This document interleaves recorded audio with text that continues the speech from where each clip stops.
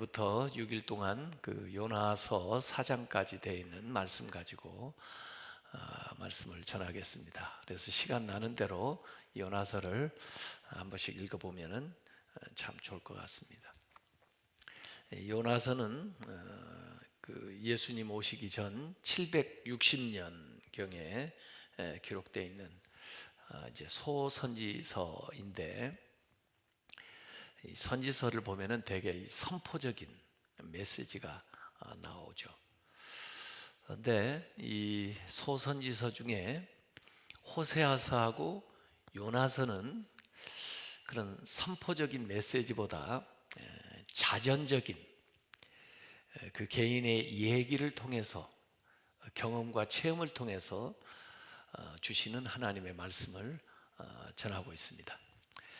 그게 이제 좀 특징인데, 호세아서는 그 호세아를 통해서 하나님이 어떤 분인가, 하나님이 얼마나 사랑이 많으신가 하는 것을 호세아와 그 아내 고멜과의 그 관계를 통해서 드러내고 있습니다. 그래서 하나님과 우리의 관계는 마치 결혼한 그런 언약의 관계이고, 그 하나님은 호세아처럼 그렇게 끊임없이 사랑을 베푸고 용서를 베풀지만은 우리는 고멜처럼 그 하나님을 배반하고 살아간다 하는 그 메시지를 그 호세아서에서 주고 있어요. 그래서 그 호세아는 하나님을 반영을 하고 있습니다.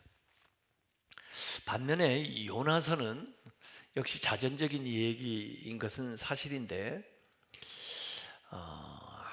하나님과 그 요나의 그 관계, 또 요나가 니느웨와의 그 관계를 통해서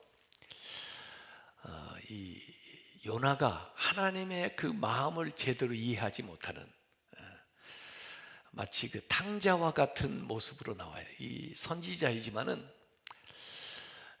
하나님의 사람인데도 불구하고 그 하나님의 마음을 제대로 이해하지 못하는 그런 사람의 모습으로 요나가 나와 있습니다.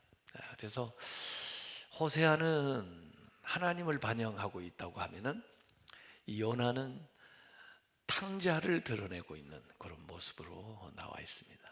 그래서 오늘 제가 집안의 탕자, 그렇게 제목을 하고 말씀을 드리려고 생각을 했습니다.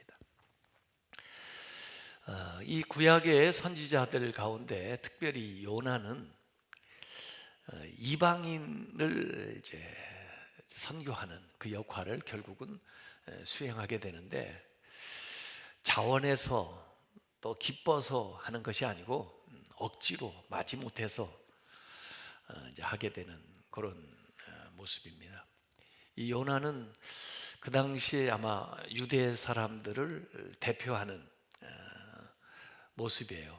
선민사상, 우리는 하나님의 특별한 백성이고, 또 어찌 보면 하나님은 우리만 구원해야 되고, 그리고 저런 이방, 특별히 자기 나라를 괴롭게 하는 아수르 같은 그런 나라는 좀 벌을 줘야 되고, 이런 생각을 가지고 있는 사람인데, 결국 이 요나서를 통해서 우리에게 가르쳐 주는 것은, 하나님은 모든 나라, 모든 백성들을 사랑하시고 결국 그들을 구원하려고 하는 것이 하나님의 계획이다 하는 것을 이 요나서를 통해서 가르쳐 줘요. 그래서 요나도 이런 참 극적인 여러 가지 경험을 통해서 그걸 깨닫게 되는데, 그 사건을 통해서 우리에게 그 하나님은 은혜를 베푸시는데, 어떤 개인뿐 아니라 모든 인류에게 은혜를 베푸시는 은혜의 보편주의를 이 요나서에서 얘기를 하고 있습니다. 사실 요나도 그걸 몰랐던 건 아니에요. 오늘 읽었던 4장 2절의 말씀에 보면은, 왜 요나가 그 하나님이 가라는 다시스로 안 가고 하나님이 가라는 니느웨로 가지 않고 다시스로 갔는가 하는 이유가 거기 나와요. 그 주님께서는 은혜로우시며 자비로우시며 노하기를 더디하시며 인애가 크시사 뜻을 돌이켜 재앙을 내리지 아니하시는 하나님이신 줄을 내가 알았음이니이다. 그러니까 요나가 몰랐던 건 아니에요. 자기가 하나님의 말씀을 가서 심판의 말씀을 전하면, 심판하겠다는 메시지를 전하면 저들이 듣고 회개하게 되고, 또 저들이 회개하게 되면은 기왕에 내리기로 작정하셨던 그 심판을 하나님께서 거두어 들이실 거다라고 하는 것을 요나가 알았던 거예요. 그러니까 하나님은 은혜로운 분, 하나님은 유대 사람뿐 아니라 모든 백성들을 구원하시는 분이라는 것을 요나도 사실은 알고 있었던 거예요. 그런데 저들이 회개하게 하는데 자신이 역할을 하고 싶지가 않았던 거예요. 또 하나님이 작정하셨으니까 한 40일만 자기가 입 다물고 어디 가서 도망가 있으면 결국 시간이 차서 하나님이 심판을 하실 거다. 그 심판하는 것을 좀 보고 싶었던 거죠. 왜 그러냐? 이 아수르가 정말 잔인하고 정말 자기 나라를 괴롭히고 그냥 못된 일들을 너무너무 많이 했기 때문에 이 요나의 생각에는 저런 놈들은 벌을 받아야지 구원받으면 안 돼, 이렇게 이제 생각을 했던 거죠. 그러니까 이 요나가 생각하는 그 정의의 원리와 하나님의 은혜의 원리가 충돌하고 있는 것입니다. 그래서 이 요나는 도망가고 또 그들에게 해야 될 일들을 하지 않고 지난 거죠. 이 은혜의 하나님이 나한테는 좋은데 내가 싫어하는 사람에게조차도 은혜를 베푼다는 거, 이건 별로 좋은 게 아니다, 이렇게 생각하는 거죠. 여러분들이 이제 열심히 전도를 해야 되는데 혹시 저 사람 믿고 천국 가면 어떡해, 그래가지고 전도하기가 싫어가지고 그 사람 혹시 전도 안 하는 경우 있습니까? 난 저 사람이 천국 간다면 나는 그런 천국 가고 싶지가 않아.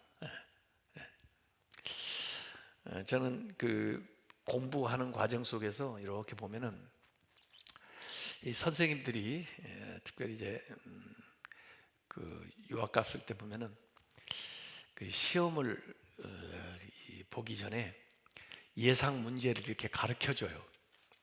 어떤 부분에서 시험을 내겠다, 공부를 더 하라고 이렇게 가르쳐 주는데, 이제 그 시험을 잘 보기 위해서 열심히 제가 준비합니다. 근데 공부도 안 하다가 어떤 친구가 와가지고 열심히 준비한 거 달라고 그래요. 줘야 돼요, 주지 말아야 돼요? 아니 나는 몇 날 며칠을 고생해서 이 자료를 딱 만들어 놨는데 그 문제에 대한, 근데 이 친구는 펑펑 놀고 와서 그 다음에 그거 좀 달라 그래요. 여러 가지 걱정이 돼요.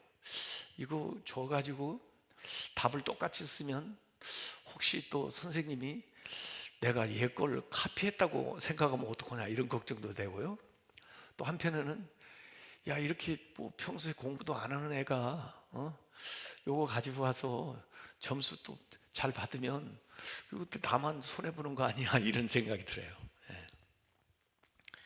아마 요나가 그런 심정이었던 것 같아요. 우리는 열심히 하나님을 잘 섬기고 어려운 가운데도 고통 가운데도 정말 인내하면서 신앙생활을 하고 나왔는데, 이런 잔악무도한 자들, 벌받아 마땅한 자들이 이 하나님의 심판이 임한다고 하는 메시지를 듣고 혹시 회개를 하면은 어떡하더나. 아수리아 사람들이 무서워서 요나가 피한 것이 아니라 아수르 사람들이 회개할까 봐 무서워서 피한 거예요. 저런 놈들은 회개하면 안 되는데, 저런 자들은 구원받으면 안 되는데, 그런 생각을 한 거죠. 그래서 결국 이 요나서를 가만히 보면은 하나님은 굉장히 크신 분, 광대하신 분이면서도 이 요나 한 사람에 참 관심이 많아요.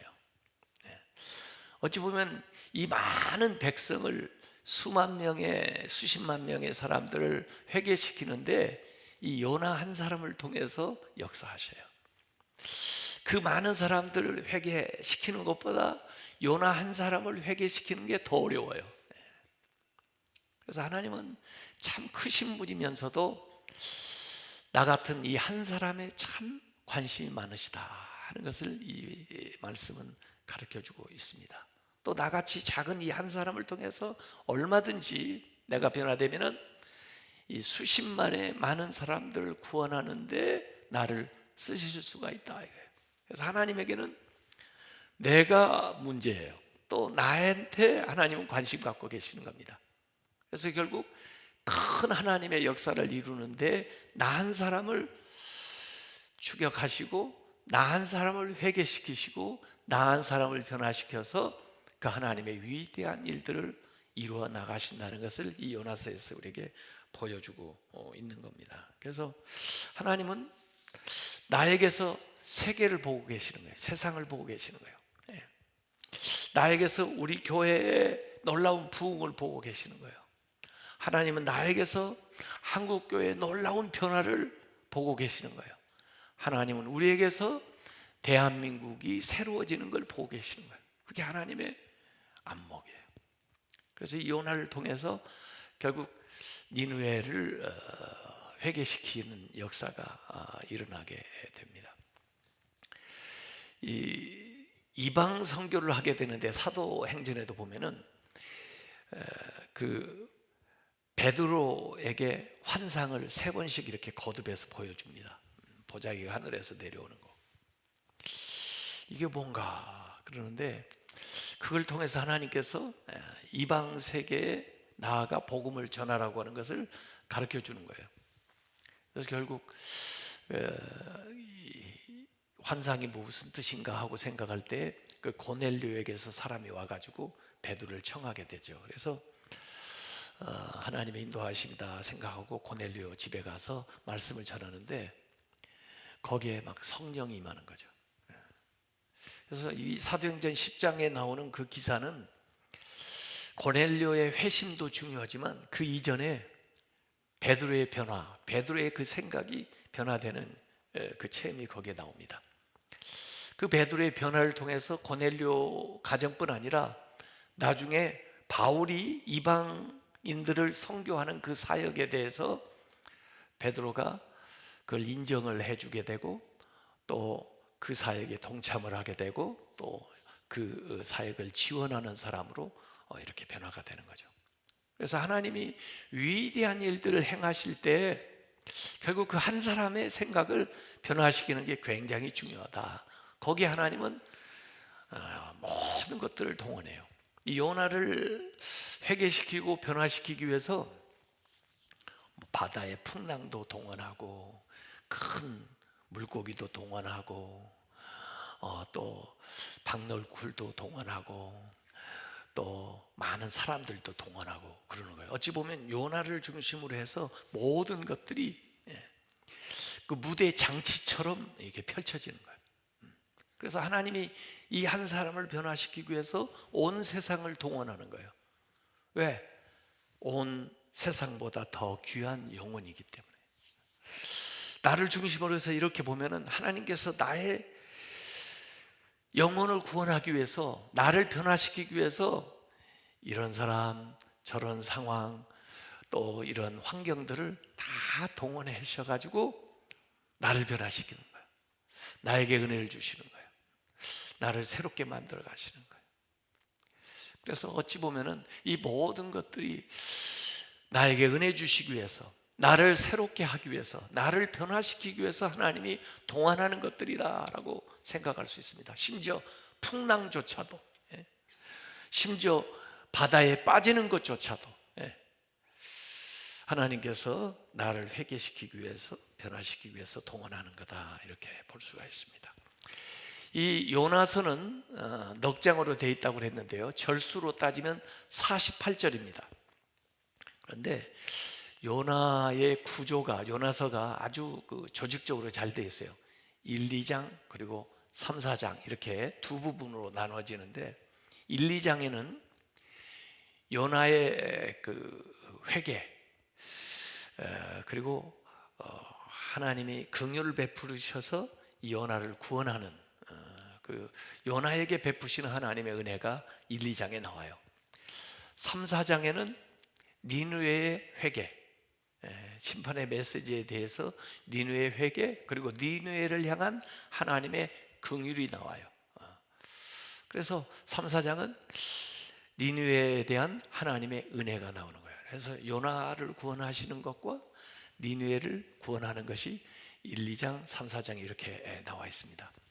네, 1, 2장에서의 그 요나의 모습은 누가복음, 지금 제가 15장에 나오는 그 탕자의 비유를 생각을 하고 있는 건데, 그 누가복음 15장의 탕자의 비유에 그 형이 나오고 동생, 작은 아들, 이 탕자가 나옵니다. 근데 결과적으로 보면은 이 누가복음 15장에 나오는 그 탕자의 비유가, 작은 아들은 집 떠난 집 밖에 나간 탕자고, 그 큰 아들은 집 안에 있는 탕자예요. 집 안에 있으면서도 아버지의 마음을 이해를 못해요. 또 아버지의 그 마음을 이해하고 싶지가 않아요. 그 아버지의 마음을 자기가 품고 싶지가 않아요. 그게 이제 집 안에 있으면서도 아버지와 함께 하지 못하는 큰 아들, 집 안의 탕자인데, 이 요나의 모습을 가만히 보면은 1, 2장에 나오는 요나는 집 밖에 나간 탕자입니다. 근데 결국 3, 4장에 와서도 하나님을 이해하는 것 같지만은 또 할 수 없이 다시스로 가던 그 발길에서 돌이켜가지고 이제 니느웨로 가지만은, 이 3, 4장에서 그 니느웨에 회개하는 모습을 보고 하는 이 요나의 반응은 큰아들하고 같아요. 그래서 집안의 탕자죠. 1, 2장은 집 나간 탕자 모습이었다면, 3, 4장 요나는 집안에 있으면서도 아버지의 마음을 헤아리지 못하는 집안에 있는 탕자의 모습이라고 볼 수가 있습니다. 그래서 이 예수님이 하신 그 은혜에 대한 그 비유의 말씀 가운데 집안에 있는 탕자라든지, 또 마태복음 20장에 보면 품꾼의 비유 가운데 아침 6시에 왔던 일꾼, 주인의 마음을 이해를 못하죠. 그래서 오히려 주인에게 항의를 해요. 이 큰아들처럼 아버지한테 항의를 한다고요. 그래서 오늘 읽었던 본문에 보면은 요나가 매우 싫어하고 성내며 하나님한테 화를 내는 거예요. 마치 큰아들이 아버지한테 대항을 하고, 포도원 6시에 일하러 왔던 사람이 주인한테 항의를 하던 것처럼, 어느덧 자기가 이렇게 공로가 쌓여가지고 주인의 위치에, 아버지의 위치에, 하나님의 위치에 와가지고 거의 대등하게 그렇게 그 주인에 대해서 얘기하는 거. 그리고 하나님도 거기에 대해서 얘기합니다. 네가 성내는 것이 옳으냐 하고, 정말 네가 옳아? 한번 얘기해 볼까? 이렇게 하고 하나님이 얘기하는 대목이 거기 나옵니다. 그래서 은혜로 시작했는데 시간이 지나다 보니까 내가 공로자가 된 거예요. 교만하게 된 거예요. 그래서 내가 다른 사람을 정죄하고 판단하는 사람이 되고, 심지어 하나님조차 판단하는 사람이 되는 거예요. 아마 요나가 그런 생각을 가졌을지도 몰라요. 하나님이 뭐 니느웨를 용서하는 것까지는 좋은데 저한테 좀 상의를 한번 좀 하셨어야 될 거 아닙니까? 저보고는 가서 심판의 메시지를 전하라고 하고, 그 다음에 그냥 용서는 하나님 혼자 하십니까? 그러면 저는 뭐예요? 아마 이런 이야기인지도 모른다고요. 그래서 이 요나 신드롬, 이번 기간에 그걸 한번 좀 생각을 해보면 좋겠어요. 요나 신드롬이 있다고요. 요나 신드롬은 자기 어떤 선민 의식, 영적인 교만, 하나님을 독점하려는 생각, 또 다른 사람에 대한 적개심, 비교 의식, 또 자기 연민, 공로 사상, 뭐 이런 것들이 다 종합돼 가지고 신자들 가운데 이 요나 신드롬이 있습니다. 한국 교회 안에 요나 신드롬이 있어요. 그래가지고 다른 종교나 다른 사람에 대해서 굉장히 배타적이고 좀 무례하고 좀 독선적이고, 그러면서 자기의 의에 사로잡혀 가지고 다른 사람들을 정죄하는 요나 신드롬이 잘 믿는다고 하는 우리 가운데 있는 것들입니다. 그래서 하나님은 니느웨의 회개도 중요하지만 그것보다 먼저 요나가 회개하기를 원하는 거예요. 내가 회개하기를 원하는 거예요. 한국 교회가 회개하기를 원하는 거예요. 그 회개를 통해서 저들을 변화시키기를 하나님 원하시는 거예요. 그래서 어찌 보면은 이 요나서 이야기는 한국 교회 이야기고 나의 이야기다, 제가 그렇게 본 거예요. 그래서 이번 여리고 특세에는 이 요나 이야기를 하면서 요나를 좀 구해내야 되겠다, 요나가 구원을 받아야 되겠다, 요나가 좀 새롭게 돼야 되겠다 하는 것이 이번에 제가 생각을 한 겁니다. 그래서 이 요나서에는 일종의 그 메타포, 비유가 나오는 거예요. 비유. 이 구약의 그 탕자의 비유라고 생각하면 되는 거예요. 이 비유가 나오고 또 이 안에 기도가 나와 있습니다. 그래서 요나서는 비유와 기도가 들어가 있는 것인데 정말 기적 같은 이야기, 아이들도 뭐 이해할 수 있는 그런 이야기이면서도 심오한 뜻을 우리에게 드러내는 것들입니다. 결국 그 구약의 이제 소선지서들 보면 오바댜는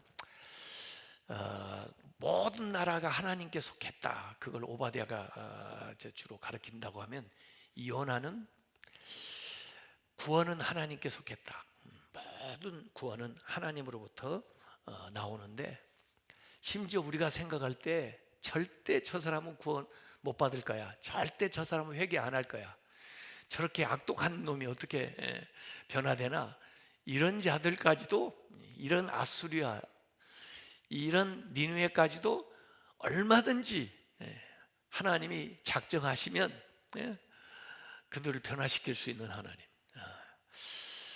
정말 물에 빠져서 죽을 수밖에 없는 그 인생도 하나님께서 작정하시면 큰 물고기를 동원해서라도 구원하실 수 있는 하나님, 모든 것들을 주관하시는 그 하나님의 능력을 여기에서 이 얘기를 하고 있습니다.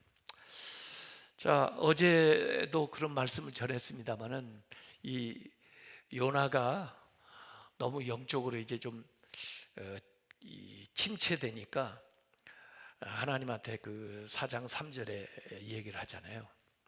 이제 내 생명을 거두어 가소서, 사는 것보다 죽는 것이 내게 나음이니이다. 죽여달라는 거예요. 근데 절대로 하나님 앞에 이런 말 해서는 안 됩니다.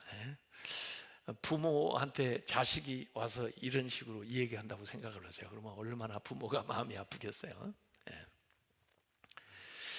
그런데 여기 제가 이 구절을 쭉 읽으면서 그런 생각이 언뜻 나더라고요. 오래전에 봤던 영화인데 미량이라는 거 보셨는지 모르겠어요. 그 여자 주인공이 전도연인가 그런 분인데 남편 죽고 아이 하나 데리고 밀양, 남편의 고향으로 내려가 가지고 사는데 자기 아이가 유괴가 됐잖아요. 그래서 결국 그 아들이 죽게 되고 그 과정을 통해서 이 사람이 이제 신앙생활을 하게 돼요.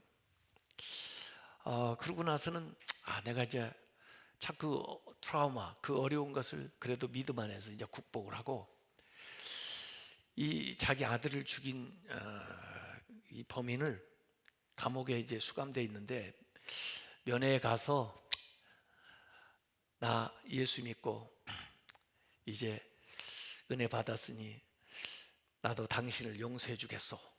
앞으로 하나님 믿고 새롭게 사시오. 그렇게 얘기하려고 갔어요. 가서 그렇게 얘기하려고 했는데 이 사람이 의외로, 그 범인이, 나이 감옥에서 나도 예수 믿게 됐고 내가 하나님 앞에 그 잘못에 대해서 회개해가지고 용서를 받았다고 그러는 거예요. 그러니까 이 여자가 말이에요, 용서로 갔다가, 아니 하나님도 그렇지 나한테 허락도 안 받고 이 사람을 용서해, 내 자식이 죽었는데. 아니 그래가지고 이 여자가 믿음의 회의가 와버린 거예요. 도대체 이런 놈이 예수 믿어가지고 내 아들을 죽인 이런 자가 용서를 받는다는 게 자기는 이해가 안 되는 거예요. 저는 그 생각이, 요나가 심정이 그런 것 같아요.